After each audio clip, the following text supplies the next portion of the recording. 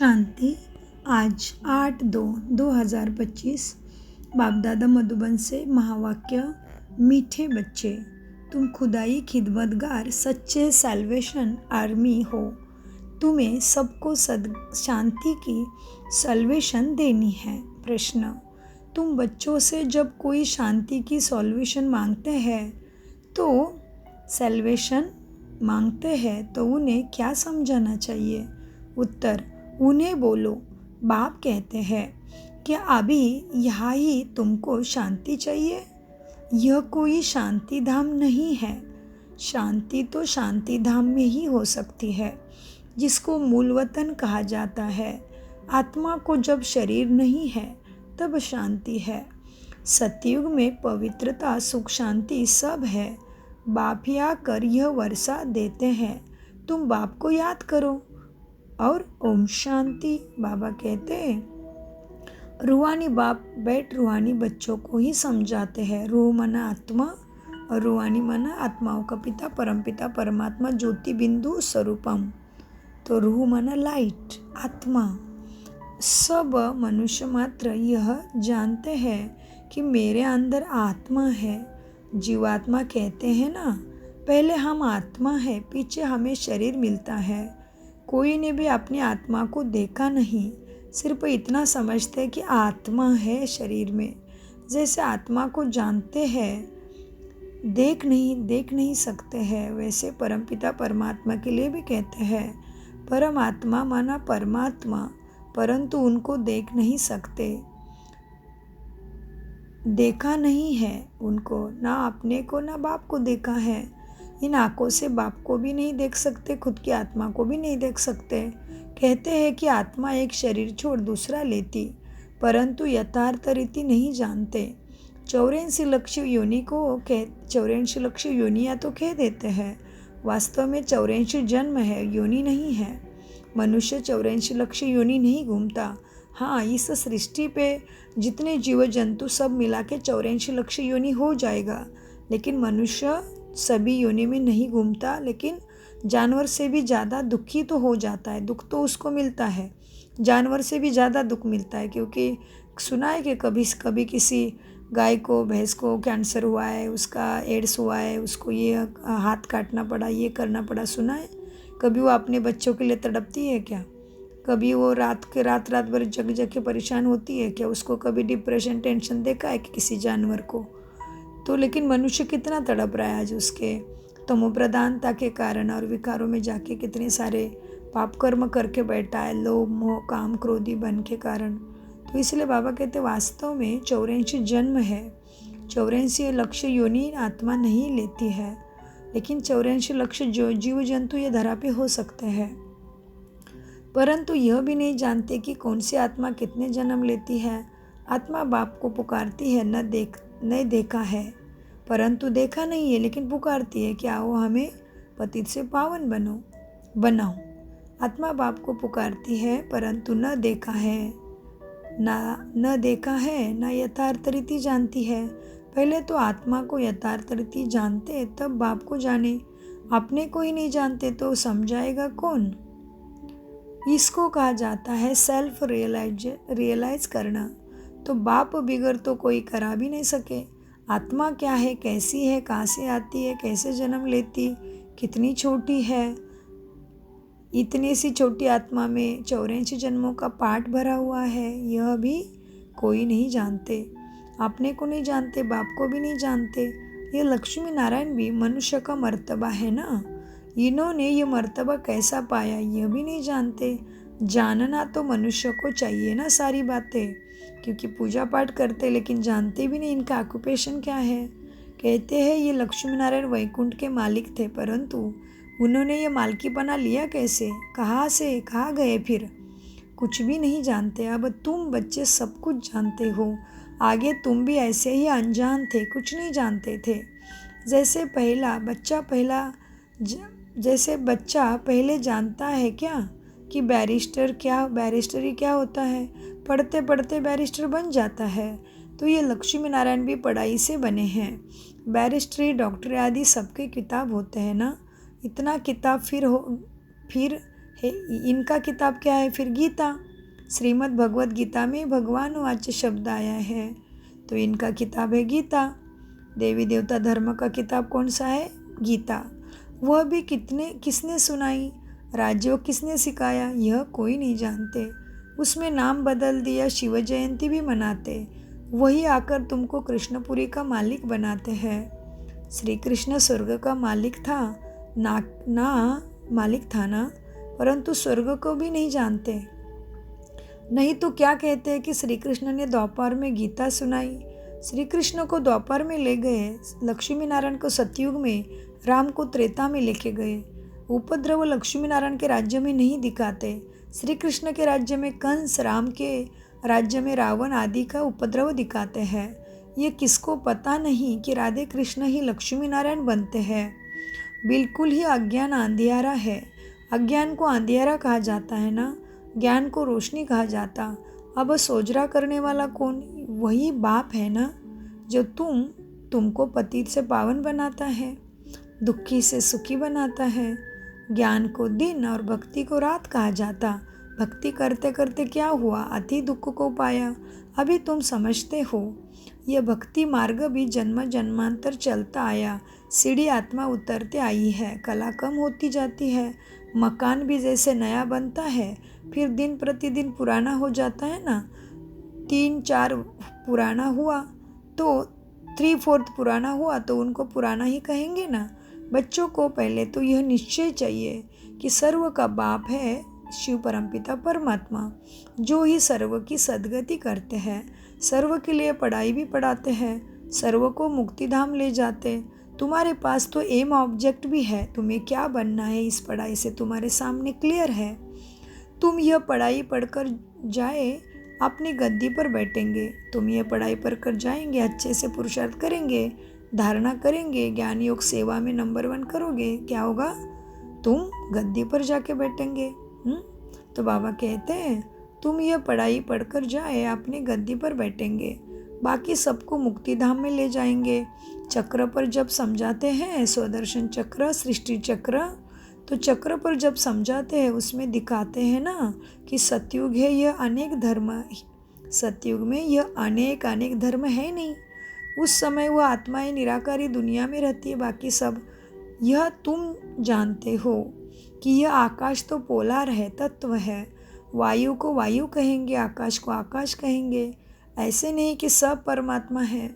मनुष्य समझते हैं कि वायु में भी भगवान है, आकाश में भी भगवान है। अब बाप बैठ सब बातें समझाते हैं। बाप के पास जन्म तो लिया, फिर पढ़ाते कौन है? बाप ही रूहानी टीचर बन पढ़ाते हैं।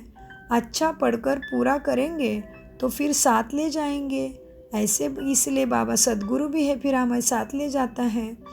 फिर तुम आएंगे सतयुग में पाठ बजाने, जो जितना पढ़ेगा, जितने सत्वगुणी संस्कार धारण करेगा, उतने ही ऊंचा पद पाएगा। तो बाबा कहते हैं सतयुग में पहले पहले तुम आए थे देवी देवता, अब फिर सब जन्मों के अंत में यह बाप के पास आकर पहुँचे हो। फिर पहले आएंगे सतयुग में भी। अब बाप कहते हैं बच्चे पढ़ाई में दौड़ी लगाओ, अच्छी रीति बाप को याद करो, योग और ज्ञान में ध्यान दो।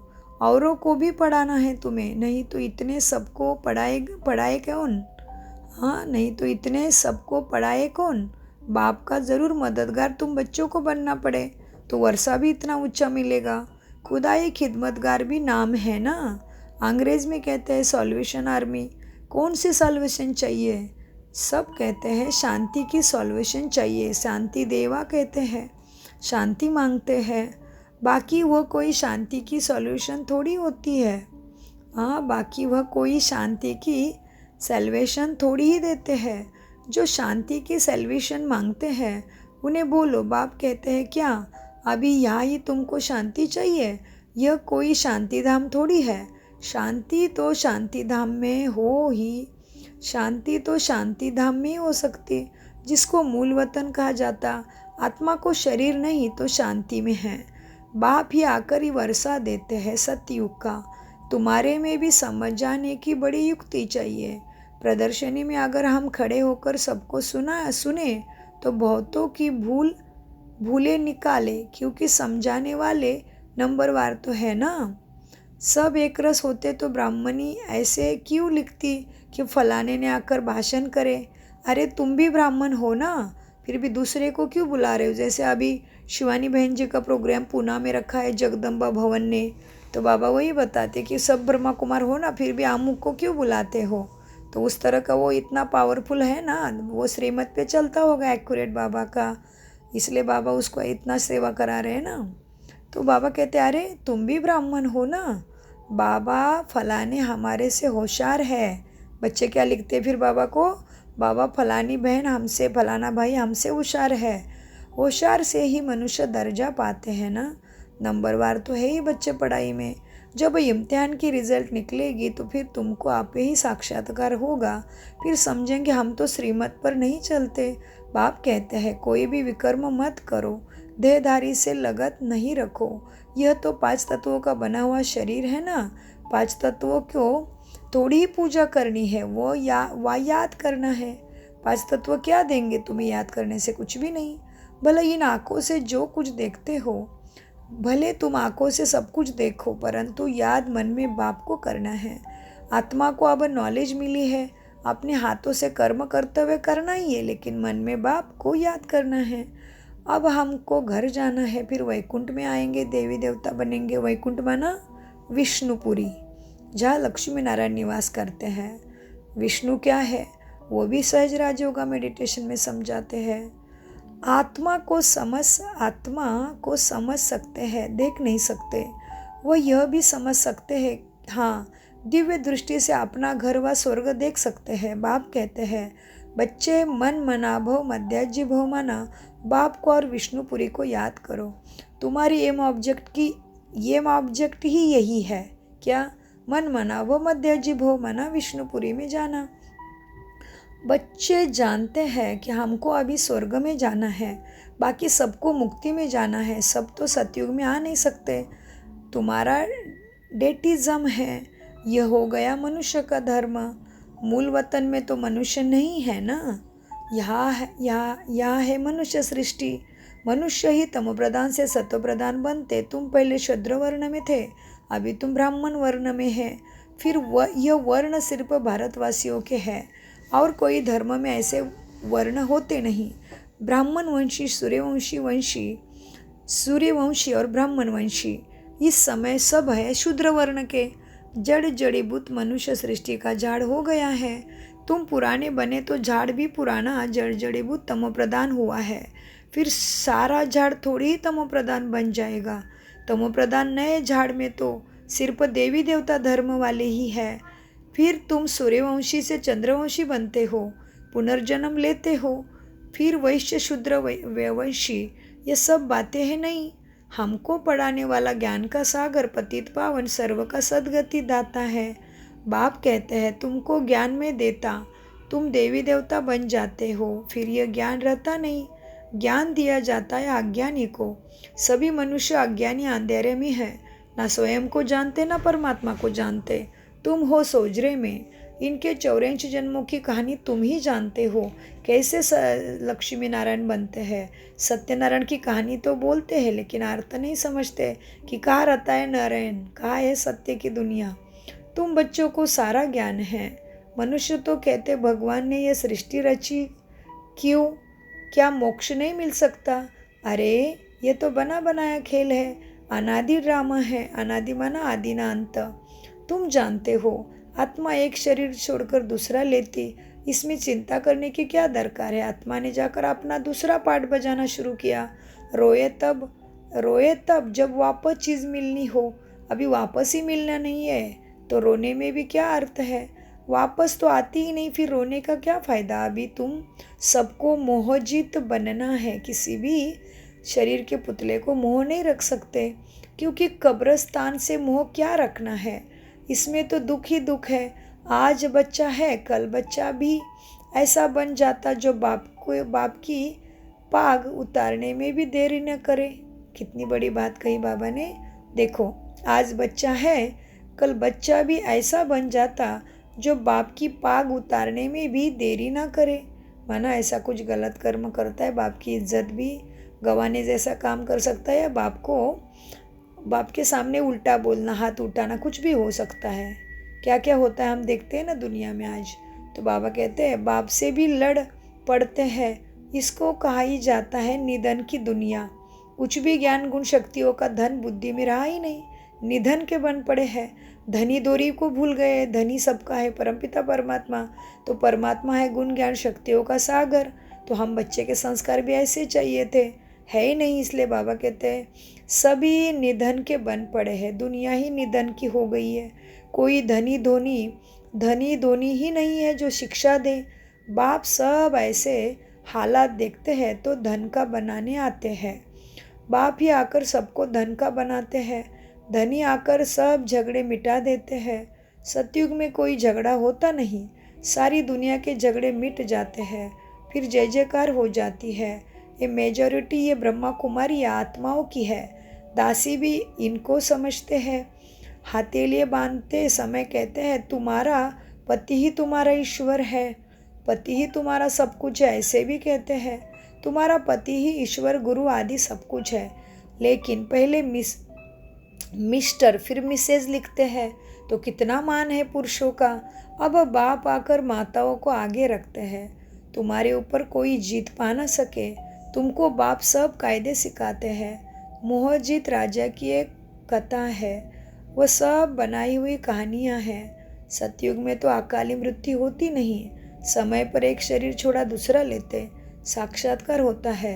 अब यह शरीर बूढ़ा हुआ फिर नया लेना है, छोटा बच्चा जाकर बनना है, खुशी से शरीर छोड़ देते। यहाँ तो भले कितने भी बूढ़े होंगे, रोगी होंगे, समझेंगे भी कि यह शरीर छूट जाएगा तो अच्छा है, फिर भी मरने के समय रोएंगे ज़रूर। ये बहुत मोह बहुत है शरीर में। बाप कहते हैं अभी तुम ऐसे जगह चलते हो जहाँ रोने का नाम निशानी नहीं है। स्वर्ग में कोई दुखी नहीं तो क्यों रोएंगे, वहाँ तो खुशी खुशी ही रहते हैं। तुमको कितना अपार बेहद की खुशी रहनी चाहिए। अरे हम इतने साधारण और हम ही विश्व के मालिक बनते हैं। भारत सारे विश्व का मालिक था, अभी कितने टुकड़े टुकड़े हो गया। तुम ही पूज्य देवता थे, फिर तुम ही पुजारी बनते हो। भगवान थोड़ी ही आप ही पूज्य और आप ही पुजारी बनेंगे। गाते हो लेकिन अर्थ नहीं समझते पूज्य से पुजारी। अगर भगवान भी पुजारी बने तो फिर तुमको पूज्य कौन बनाएगा, कौन किसको फिर पावन बनाएगा पतित से। तो बाबा को क्या क्या कहते हैं, पाप कटेश्वर, भोलेनाथ, सोमनाथ, अमरनाथ, विश्वेम्बर, कालेश्वर, महाकालेश्वर। कितना सारा उसका कर्तव्यवाचक नाम है। माना बाबा क्या क्या कर्तव्य कर्म करते हैं उसके अनुसार उनका नाम है।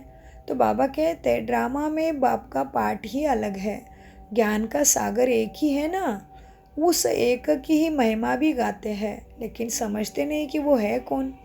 एक की ही सारी महिमा है, जबकि ज्ञान का सागर है ना, तो कब आकर ज्ञान तो देगा ना। है ज्ञान का सागर कहते भी है, उसको गायन भी करते हैं। अगर वो ज्ञान का सागर है, शांति का सागर है, सुख का सागर है, तो बाबा कहते कभी तो आकर ज्ञान भी देवे ना। जो सदगति हो तुम्हारी, ज़रूर यहाँ ही आना पड़े ना जहाँ तुम अभी है शरीर में। पहले तो बुद्धि में यह बिठाओ कि हमको पढ़ाने वाला कौन है। स्वयं परमपिता परमात्मा हम जीवों का बाप शिव है, ये सबके बुद्धि में बिठाओ।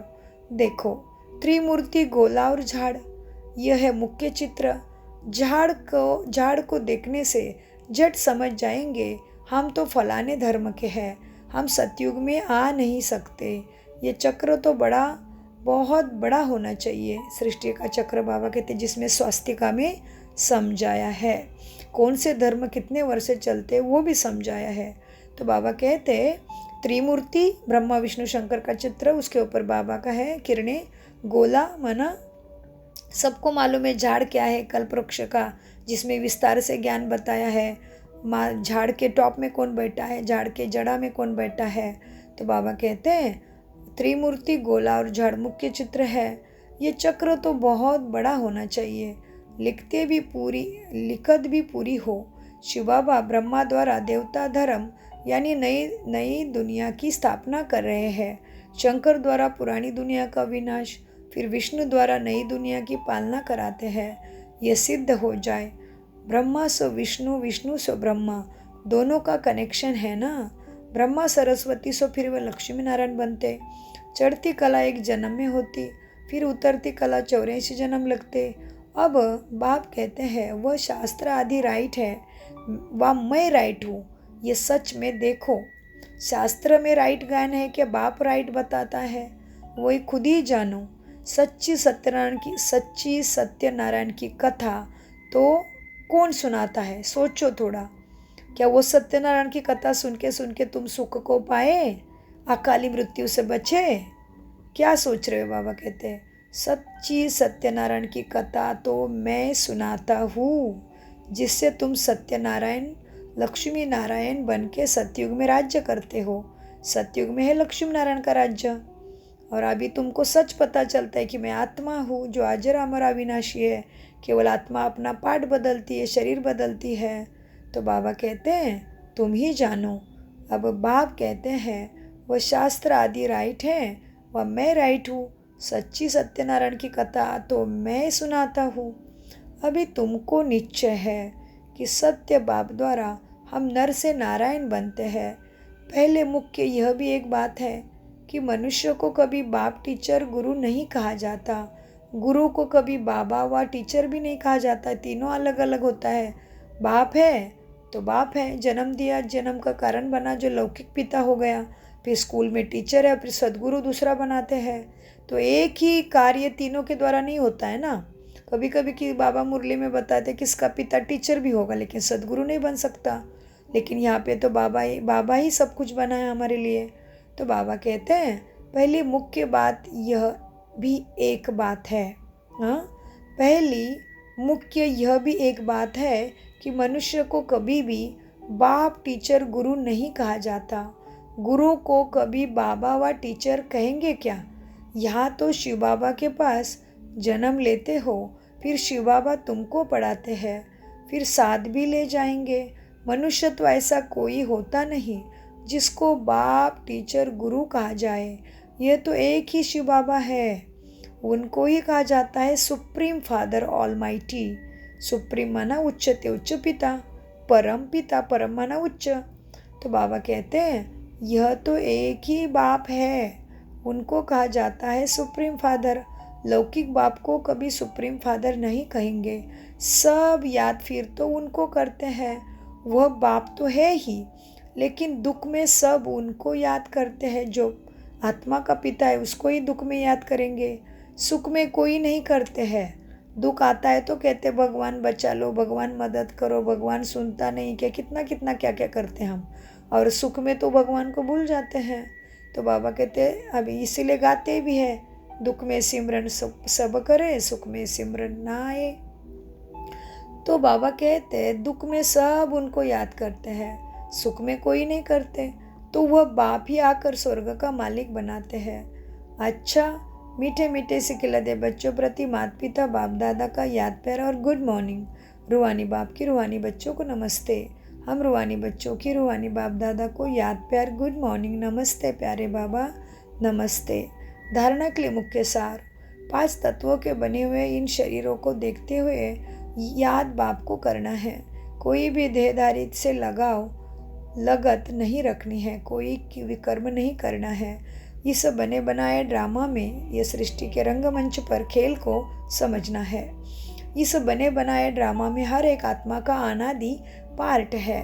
आत्मा एक शरीर छोड़ दूसरा लेती है, इसलिए शरीर छोड़ने पर चिंता नहीं करनी है, मोहजीत बनना है। किसी के मट्टी के पुतले में, 5 तत्वों के बने हुए पुतले में शरीर में मोह नहीं रखना है। वरदान, संपूर्ण आहुति द्वारा परिवर्तन समारोह मनाने वाले दृढ़ संकल्पधारी भव। संपूर्ण आहुति माना मन बुद्धि से ज्ञान को बराबर समझ के धारणा करना। संपूर्ण आहुति द्वारा परिवर्तन समारोह मनाने वाले दृढ़ संकल्पधारी भव। विस्तार, जैसे कहावत है धरत परिये धर्म न छोड़िए। तो कोई भी सरकमस्टेंसेस या परिस्थिति आ जाए, माया के महावीर रूप सामने आ जाए, लेकिन धारणाएं ना टूटे। संकल्प द्वारा त्याग की हुई बेकार वस्तुएं संकल्प में भी स्वीकार न हो। सदा अपने श्रेष्ठ स्वमान, श्रेष्ठ स्मृति और श्रेष्ठ जीवन के समर्थित स्वरूप द्वारा श्रेष्ठ पारधारी बन श्रेष्ठता का खेल करते रहो। कमजोरी के सब खेल समाप्त हो जाए। जब ऐसे संपूर्ण आहुति का संकल्प दृढ़ होगा तब परिवर्तन समारोह होगा। इस समारोह की डेट अब संगठित रूप में निश्चित करो। स्लोगन: रियल डायमंड बंद कर अपने वाइब्रेशन की चमक विश्व में फैलाओ। अव्यक्त इशारे: एकांत प्रिय बनो, एकता और एकाग्रता को अपनाओ। साधारण सेवाएं करना ये कोई बड़ी बात नहीं, लेकिन बिगड़ी को बनाना, अनेकता में एकता लाना, यह है बड़ी बात। बाप दादा यही कहते हैं, पहले एक मत, एक बल, एक भरोसा और एकता साथियों में, सेवा में, वायुमंडल में हो, तभी सफलता मिलेगी। ओम शांति, ओम शांति, ओम शांति। मीठे प्यारे बाप दादा का अनगिनत पदम गुना शुक्रिया, शुक्रिया, शुक्रिया, शुक्रिया। फरिश्तों, कम बोलो, मीठा बोलो, धीरे बोलो, सोच समझ कर बोलो और फिर बोलो सदा शुक्रिया बाबा, शुक्रिया ड्रामा, शुक्रिया मेरे सभी सहयोगी साथी आत्माओं की बड़ी श्रृंखला बाबा ने हमारे लिए लगाई है। क्योंकि जीवन जीते टाइम कितने मनुष्यों को आधार बनाया है। हमारा जीवन किस तरह से एक दूसरे के ऊपर डिपेंडेंट है। देखो, सुबह उठने से लेके सोने तक, है ना, कैसे चैन है। भोजन ही हमारे पास पहुंचने के लिए कितनी आत्माओं की उसमें हाथ लगता है, सोचो। कपड़ा हमारे पास पहुंचा है, उसमें भी कितनी मनुष्य आत्मा ने कार्य किया है, तभी हमारे शरीर के पास कपड़ा पहुंचता है। तो ऐसी सारी बातों को हमारे लिए बाबा ने सहयोगी बनाया है। तो वो सभी सहयोगी आत्माओं का भी भला हो, उनको भी सद्गति मिले, यही शुभकामना है।